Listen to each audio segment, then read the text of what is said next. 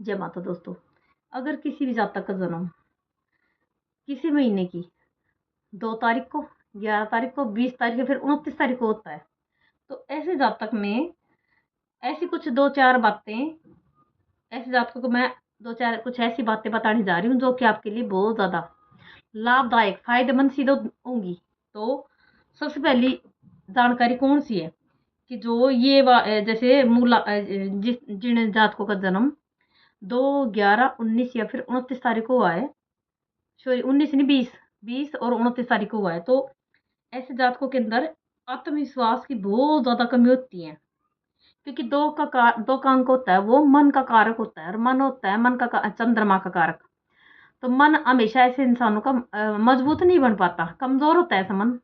ऐसे जातकों का मन जो होता है कमजोर होता है, जिसके कारण उनमें आत्मविश्वास की कमी हो जाती है, जिसके कारण हीन भावना के शिकार हो जाते हैं और इसी के चलते डिप्रेशन में भी चले जाते हैं। तो इनको पहली बात तो देखो, आत्मविश्वास बहुत, हर इंसान के लिए आत्मविश्वास का होना बहुत ज्यादा जरूरी है, बहुत ज्यादा जरूरी। अगर आप खुद के अगर आपके अंदर आत्मविश्वास की कमी है, तो आप चाहते हैं कि आपके अंदर आत्मविश्वास कायम रहे, तो इसके लिए सबसे सबसे बढ़िया उपाय है आपको हमेशा मेडिटेशन। मेडिटेशन आपको जरूर भी करना चाहिए, जिससे आपके अंदर जो आत्मविश्वास आपका वो हमेशा बना रहता है। और दूसरे नंबर का,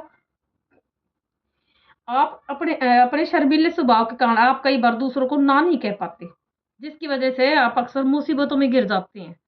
क्योंकि कई बार क्या होता है कि हमेशा जैसे हम सभी कोई भी हमें कोई कार्य करने के लिए कहता है, हम उसको मना नहीं कर पाते और हम हाँ कह देते हैं। तो कई बार तो क्या होता है कि हम अपना खुद का कार्य हम छोड़ देते हैं दूसरों के लिए, क्योंकि हमें हमारे अंदर ना कहने की आदत नहीं होती। इसी के चलते हम खुद का कार्य छोड़कर दूसरों के कार्य में लग जाते हैं, तो इससे क्या होता है कि हमारा खुद का कार्य बाधित हो जाता है। और खुद का कार्य बाधित हुआ समझो, जो हमारा खुद का जीवन है वो भी अटकाव में आ जाता है। तो इसलिए कभी भी ये मैं ये नहीं कहती कि भाई दूसरों को आप मना करो, खुद का कार्य पहले करो, ये भी बात नहीं है, लेकिन हमेशा हाँ भी मत रखो हर हर किसी के सामने। कुछ ना कहना भी सीखो। अपना खुद का कार्य अपने खुद के लिए, अपने परिवार के कार्य करने के बाद ही, जब आपको टाइम मिले, आपका शरीर आपका साथ दे रहा हो, आपका मन साथ दे रहा हो, तभी आप उस कार्य को करने की यहाँ भरें। नहीं तो क्या होता है कि आप जब जो इंसान खुद का कार्य नहीं कर पाता, दूसरों के कार्य करने के चक्कर में खुद पीछे रह जाता है, जिसके चलते उसको कई तरह की मुसीबतों का सामना करना पड़ जाता है।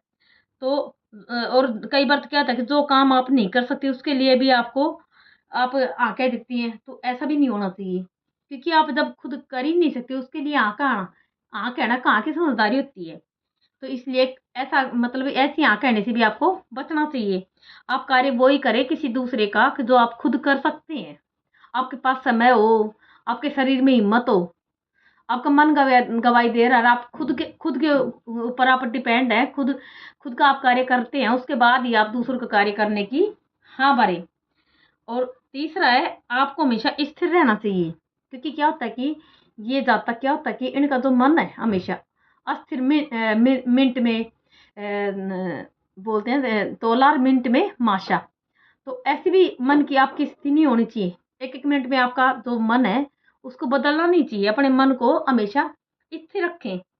जैसे कि आप कोई फैसला करते हैं, तो क्या होता है कि कई बार आप कोई भी कार्य कोई भी फैसला ठीक ढंग से नहीं कर पाते, इसी आदत के चलते, या फिर आपके जीवन में कोई भी कार्य आपको करना होता है उसमें भी आप सफल नहीं हो पाते, इसी आदत के चलते।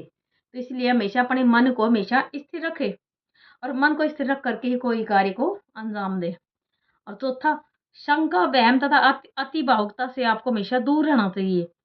कई बार ज़रूरी नहीं होती कि हम सामने वालों को देखते हैं कि सामने वाले को हम कई बार क्या होता है कि बिना किसी वजह के, बिना किसी सबूत के हम किसी को गलत समझ लेते हैं। तो ऐसा भी नहीं होना चाहिए। ज़रूरी नहीं कि सामने वाला आपकी नज़र में हमेशा गलत ही हो।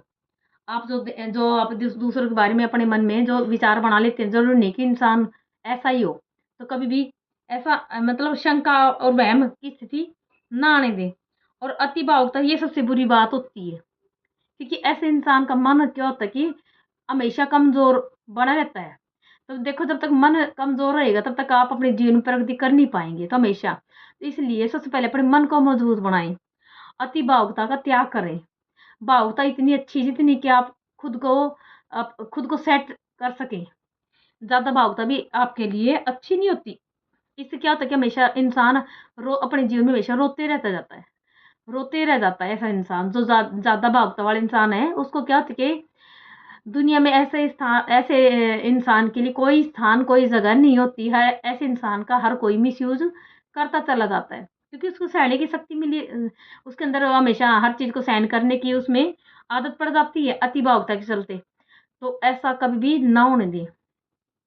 इतने भावुक भी ना बने कि दूसरा आपको मिसयूज़ करें। और 5वां, अपने कल्पना जगत में जीने के बजाय आपको वास्तविकता के धरातल पर जीना चाहिए। कई बार क्या होता है कि वो शेख चिल्ली वाली आपने कहानी सुनी होगी कि रात को सोते समय शेख चिल्ली, मैं ये करूँगा, मैं वो करूँगा, और जब सुबह उठता है तो उसको कुछ नहीं मिलता। यानी कि ख़याली पुलाव बनाना। ज़रूरी नहीं होता कि आप जो ख़याल अपने जो आपके दिमाग में योजनाएँ हैं उनको आप अपनी जो आपके मन में विचार चल रहे हैं, जो योजनाएँ हैं उनको आप उनको स्थापित भी करें। उन योजनाओं के अनुरूप काम भी करें। ये नहीं कि मन में कल्पनाएँ चल रही हैं, तो हमेशा मन में कल्पनाएँ तभी करनी चाहिए इंसान को जिन कल्पनाओं को आप पूरा कर सकें। 24 घंटे कल्पनाओं का रहना भी हमारे लिए अच्छा नहीं होता, क्योंकि कल्पनाओं में रहने वाला इंसान कभी भी धरातल पे टिक नहीं पाता। इसलिए कभी भी हमेशा कल्पना जगत में नहीं खोना चाहिए इंसान को। और छठा, आपको अपने भविष्य की फ़िक्र या अत्यधिक चिंता नहीं करनी चाहिए। अब देखो वो देखो, इंसान का 1 मिनट का नहीं पता होता, किसको क्या पता कब क्या हो जाए। कुछ तो देखो हमें खुद को छोड़ कर के ऊपर वाले पे भी छोड़ना चाहिए, वो भी तो है ना कुछ। जिसने पैदा किया है वो भी तो, उसकी भी ज़िम्मेदारी है ना हमारी हमारी कुछ भी, उसकी भी ज़िम्मेदारी बनती है।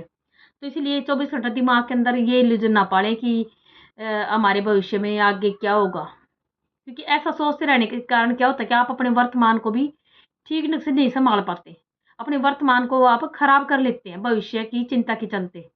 तो कभी भी हमेशा भविष्य की चिंता भी इतनी ना करें कि आप अपने वर्तमान को खराब कर लें। तो इससे क्या होगा कि आपका वर्तमान खराब होगा तो भविष्य में आप क्या कर पाएँगे, जब आप वर्तमान में कुछ नहीं कर सकते, भविष्य में क्या कर पाएँगे?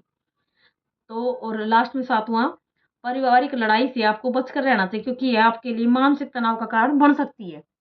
अब देखो, आप कहीं भी किसी परिवार में चले जाओ, कहीं भी दुनिया का कोई परिवार देख लो आप, तो हमारी पुरानी कहावत भी है ना कि जहाँ 4 बर्तन होते हैं वहाँ आवाज़ होती है। तो कोई भी ऐसा परिवार नहीं है दुनिया में, चाहे आप कहीं भी चले जाओ, वहाँ पे कोई बात का लड़ाई झगड़ा कोई बात नहीं होती हो। तो हर परिवार के अंदर होती है। तो ये नहीं कि परिवार की बातों को लेकर के अपने दिमाग में बिठा लें और उसमें ऐसा खो जाएँ कि उसी में अड़ते रहें आप। क्योंकि परिवार में क्या होता है कि हमेशा इंसान की खुद की स्थिति और परिवार की स्थिति हमेशा एक जैसी नहीं रहती। तो कभी परिवार के अंदर अगर लड़ाई झगड़े हो जाएँ तो उसके अंदर इतने इन्वॉल्व ना हो कि आपकी जो मानसिक स्थिति है वो खराब हो जाए। क्योंकि जब इंसान की मानसिक स्थिति खराब होती है तो वो शारीरिक यानी उसका शरीर भी ठीक ढंग से काम नहीं कर पाता।